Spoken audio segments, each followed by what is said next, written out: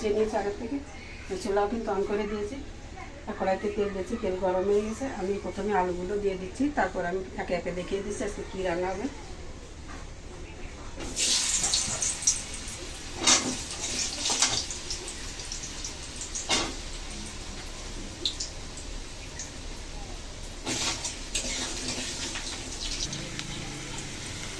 সামান্য একটু হলুদ দিয়ে দিলাম।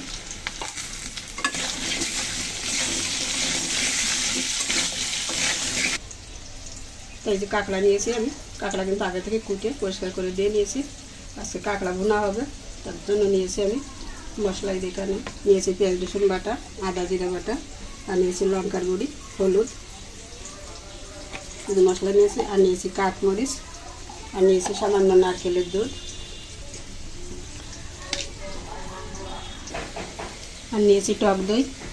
ফোড়নের জন্য নিয়েছি শুকনো লঙ্কা, জিরা, তেজপাতা, আর নিয়েছি গরম মশলা। তো কাঁকড়া আর এই যে রান্না হবে আলু দিয়ে। আর আলু তো কড়াইতে বসিয়ে দিয়েছি, এই যে আলুগুলো ভাজা হচ্ছে। আর রান্না করবো এই যে দিকে ঘি কাঞ্চন শাক আছে, ঘৃত কাঞ্চন শাক অনেকে বলে, ঘি কাঞ্চন যে যেটাই বলে। আর সামান্য কিছু চিংড়ি ছিল, চিংড়ি দিয়ে শাকগুলো রান্না হবে, তার জন্য নিয়েছি কাঁচা লঙ্কা চেরা। তো বন্ধুরা সাথে থাকুন, দেখতে থাকুন। কাঁকড়াগুলোতে এখন লবণ হলুদ দিয়ে নেব। দিয়ে দিচ্ছি লবণ, দিচ্ছি হলুদ, লবণ হলুদটা মেখে নিচ্ছি কাঁকড়া।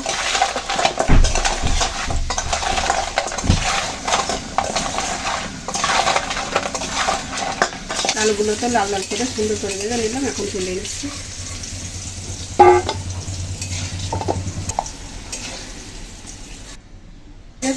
আলু ভেজে তেলের ভিতরে একটু তেল দিয়ে দিলাম। আমি এখন এই কাঁকড়াগুলো ভেজে নেব।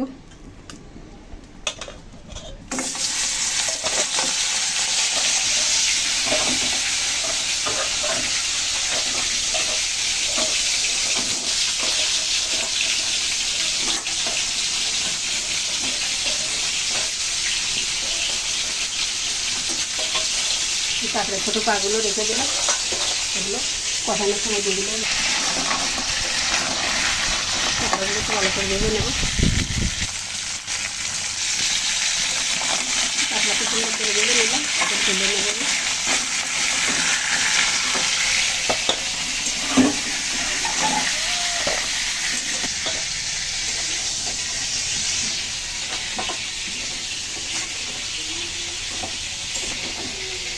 গ্রাম তো সেই বার হয়েছে।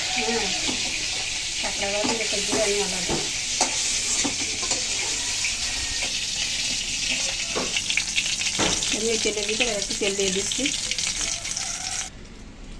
এই মশলার ভিতরে একটু জল দিয়ে দিচ্ছি, জল দিয়ে সমস্ত মশলাগুলো একটু গুলে নেব।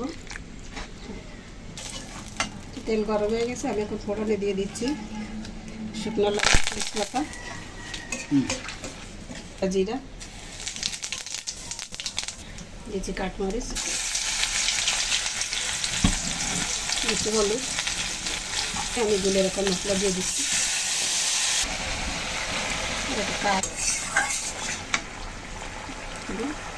দিয়ে দিচ্ছি দারুচিনি, লবঙ্গ আর এলাচ।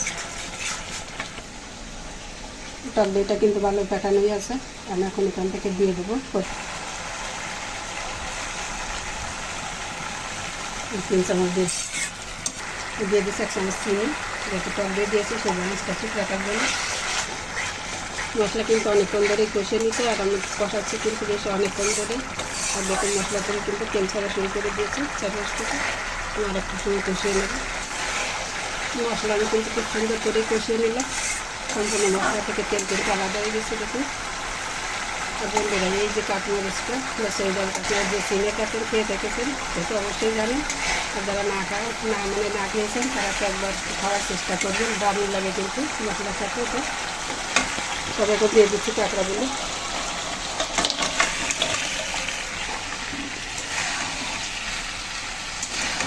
মশলার সাথে সুন্দর করে কাঁকড়াগুলো কষিয়ে নেব। মশলার সাথে কাঁকড়াটা একটু কষিয়ে নিলাম, এখন ভেজে রাখা আলুগুলো দিয়ে দেবো আমি।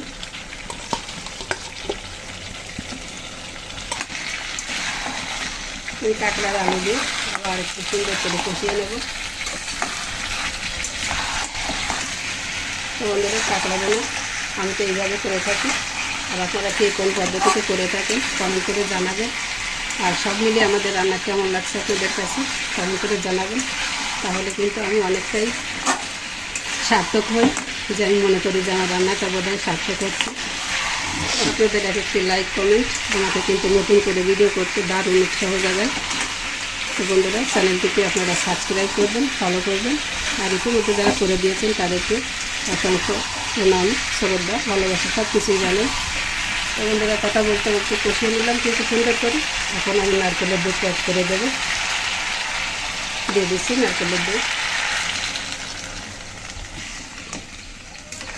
এখন এই নারকেলের দুধ দিয়ে আর একটু সময় আমি কষিয়ে নেব।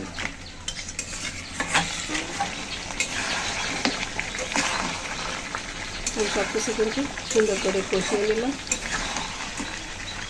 এখন দিয়ে দিচ্ছি লবণ পরিমাণ মতন।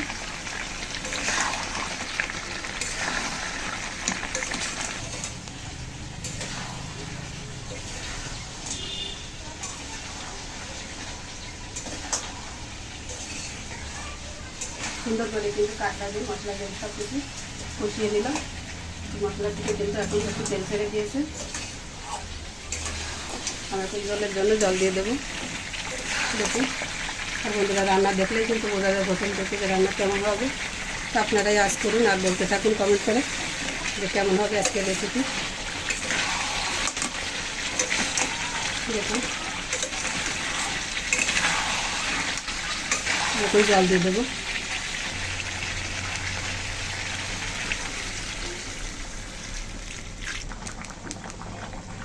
তো বন্ধুরা, তরকারিতে দেখুন কত সুন্দর জাল এসে গেছে। তা বন্ধুরা, আমি একটা কথা আপনাদের কাছে বলে দিচ্ছি, আমার আজকে কিন্তু একটা জিনিস একদম স্মরণে নেই, যে কাঁকড়ার গিলুটা কিন্তু মাছের সাথে ভেজে দিতে হয়, তাহলে কিন্তু স্বাদটা আরও বেশি ভালো হয়। কিন্তু আমার আজকে একদম মনে নেই, তাই ফুটন্ত জলের উপর দিয়ে দিচ্ছি। এতেও কিন্তু স্বাদ ভালো আসে, কিন্তু হয় কি ভেজে দিলে বেশি ভালো হয়, কিন্তু আমার ভুল হয়ে গেছে, মনে নেই, তাই আর কি এখন দিয়ে দিলাম। মানে এটা তো সমস্যা হয় না, ভালো লাগে, তার উপরে ভেজে দিলে স্বাদটা একটু বেশি ভালো আসে, তাই আর কিন্তু কি আর করা, মনে নেই। তো আমি এখন তরকারিটা একটু ঢেকে দেবো। ঢাকা দিয়ে দিলাম, ঢাকনা তুলে নিলাম।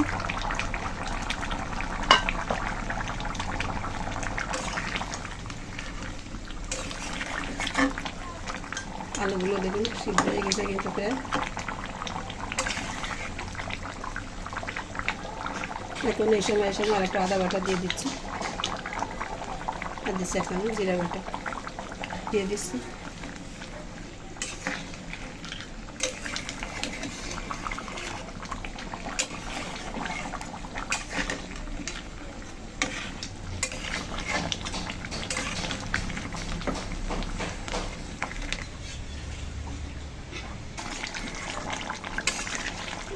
রান্না কিন্তু হয়ে গেল বন্ধুরা। সবশেষে আমি একটু ভাজা মশলা দিয়ে দেবো। আমি দিয়ে দিচ্ছি 1 চামচ ভাজা জিরার ধনিয়ার গুঁড়ি, আর দিচ্ছি 1 চামচ ভাজা গরম মশলা। ভালো করে মিশিয়ে নিচ্ছি।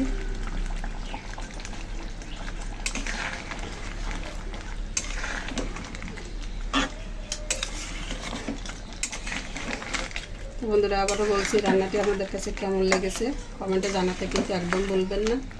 আর আপনারা কে কোথা থেকে দেখছেন সেইটিও আমাকে জানাবেন। দেখুন আলুগুলো কত সুন্দর সফট হয়ে গেছে,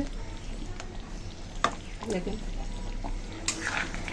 আমি এখন নামিয়ে নিচ্ছি, এখন নামিয়ে নিলাম তরকারি।